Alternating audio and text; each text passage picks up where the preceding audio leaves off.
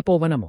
ప్రపంచంలోని ఎన్నో ఖండాలవారు, ఎన్నో దేశాలవారు, ఎన్నో జాతులవారు, ఎన్నో భాషలవారు అశాంతిని పోగొట్టుకోవటానికి ఇక్కడకు వస్తున్నారు. పరమ ప్రశాంతిని పొందుతున్నారు. ఇదివరకు వారు చేసిన తపస్సుకు, ఆధ్యాత్మిక సాధనకు ఇక్కడ భగవత్ సాక్షాత్కారమనే ఫలితం పొందుతున్నారు. వారు సాయినాథుడు ప్రసాదించే వరాలను అందుకుంటున్నారు.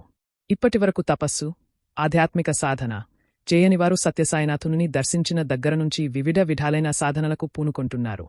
ఇది కళ్ళెదుట కనిపిస్తున్న సత్యం. ఈ అనేక కారణాల వల్ల ఈ గ్రంథానికి తపోవనం అని పేరు పెట్టబడింది. అందుకు కరుణాంతరంగుడైన సత్యసాయినాథుడు అపారమైన అనుగ్రహంతో ఆశీర్వదించారు. వచ్చి ఆత్మశాంతిని, మోక్షాన్ని పొందుతారు.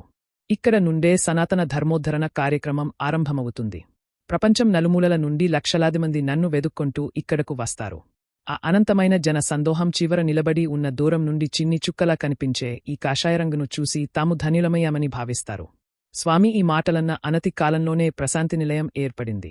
విశిష్టమైన ప్రశాంతి మందిరం, మహాగోపురం, భక్తజనులకు అనేక అంతస్తుల ప్రాసాదాలు ఏర్పడ్డాయి. ప్రశాంతి నిలయం పట్టణవాటిక అయింది. పూర్ణచంద్ర సభాసదనం, సాయి కుల్వంత్ హాల్ వెలిశాయి.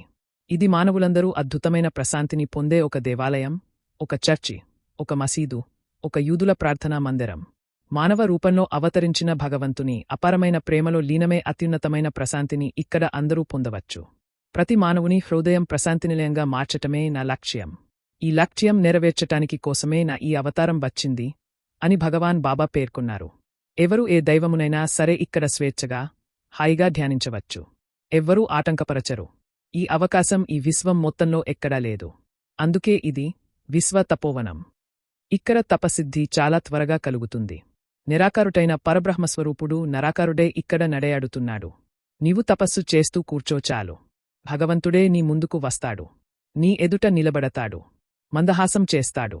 నీతో మధురభాషణ చేస్తాడు. నిన్ను స్పృశిస్తాడు. నిన్ను ఆశీర్వదిస్తాడు. నీలో దివ్యానందానుభూతిని కృమ్మరిస్తాడు. ఈ తపోవనంలోకి ప్రవేశించటం జన్మ జన్మల అదృష్టం వల్ల మాత్రమే. అందుకే భగవాన్ బాబా అంటారు, నా సంకల్పం లేనిదే ఎవ్వరూ పుట్టపర్తిలో అడుగు పెట్టలేరు. యాదృచ్ఛికంగా ఎవ్వరూ ఇక్కడకు రాలేరు అని. ఇది అక్షరాల నిజం.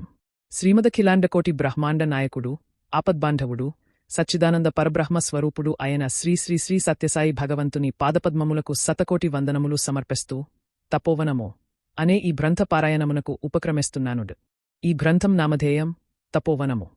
పుట్టపర్తిలో ప్రశాంతి నిలయం నుండి విశ్వవిద్యాలయ కార్యాలయానికి వెర్రే పర్వత మార్గంలో ఒక మడి చెట్టు ఉంది. అది ధ్యాన వృక్షం. అది తపోవృక్షం. 1959 జూన్ 29వ తేదీన భగవాన్ శ్రీ సత్యసాయిబాబావారు బీజాక్షరాలతో కూడిన తామ్రఫలకం సృష్టించి నేలలో నిక్షిప్తం చేసి ఈ వృక్షాన్ని ప్రతిష్ఠించారు.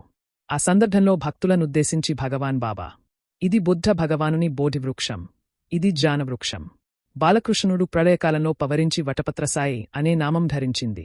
భగవద్గీతలో సూచించిన వృక్షం ఇదే. ఇక్కడ తపస్సు చేసిన సాధకులకు కాంక్షాసిద్ధి, కార్యానుకూలత, ఇంద్రియ నిగ్రహం, చిత్తస్థైర్యం లభిస్తాయి అని అన్నారు. ఈ వటవృక్షం అమరవృక్షం. ఇది ఊడలుగా దిగవేరుని అక్షయంగా అభివృద్ధి పొందుతూ ఉంటుంది. చల్లని నీడనిచ్చి